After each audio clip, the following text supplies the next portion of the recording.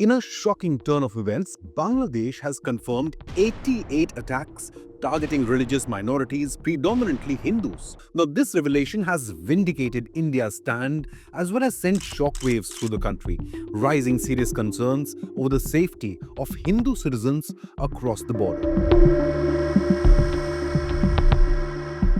But that's not all. A new terror threat along the Indo-Bangladesh border is also emerging, involving terrorists and criminals linked to Pakistan's ISI. So, what does this mean for India-Bangladesh relations and how will India respond to these alarming developments? India's External Affairs Minister S. Jaishankar has also addressed the matter in the Indian Parliament, expressing deep concern about the ongoing violence and urging Bangladesh's interim government to take swift action to protect its minorities. Jaishankar stated, quote, "We have drawn their attention to our concerns. Recently, Foreign Secretary visited Dhaka. This subject came up in the meetings, and it is our expectation that in its own interests, Bangladesh will take action for the safety of minorities," unquote. The attacks which occurred between August and October 2024 were revealed by the Bangladesh government amid escalating violence that has rattled Indian citizens and media alike. Many more incidents have happened since then, not just in Dhaka and Chittagong, but elsewhere as well. Among the 88 confirmed incidents, majority targeted individuals were from the Hindu community and included assaults on temples. While Bangladesh grapples with the growing issue of communal violence, another alarming report has now surfaced.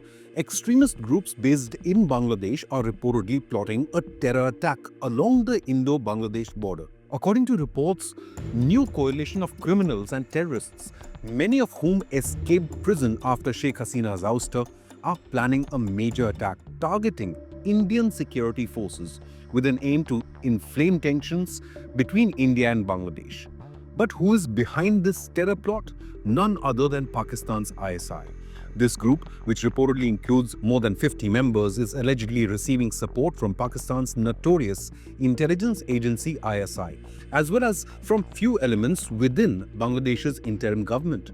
The terror plot is said to be aimed at inflaming tensions between India and Bangladesh, potentially sparking a full-blown crisis.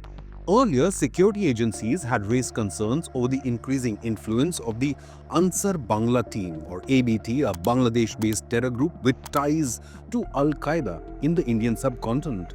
India has banned this group. Intelligence reports indicate that ABT is attempting to re-establish the group's foothold in India's northeastern states, particularly in West Bengal and in Assam. The group's leader, Tala, who was arrested in Bangladesh with the help of Indian intelligence agencies, is now reportedly active in orchestrating a terror campaign targeting India. As these developments unfold, India has stepped up its diplomatic engagement with Bangladesh. Foreign Secretary Vikram Misri visited Dhaka a few days ago to raise India's concerns directly with Bangladesh's leadership.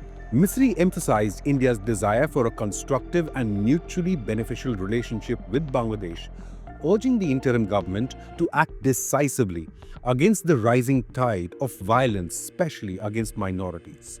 Even Dr. Jaishankar highlighted the long-standing relationship between the two South Asian neighbors, with India's neighborhood-first policy facilitating several key development projects in Bangladesh, underlining the importance of bilateral cooperation despite these troubling developments.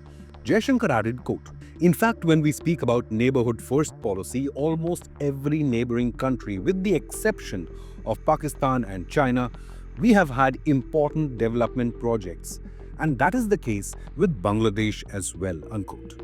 As the situation has sparked widespread protests across India, with members of Hindu organizations and civil society groups taking to the streets to demand justice for the victims of violence in Bangladesh. Demonstrations have been held in major Indian cities, including Delhi NCR, Lucknow and Kolkata, with protesters calling for stronger intervention from both the Indian government and international bodies like the United Nations.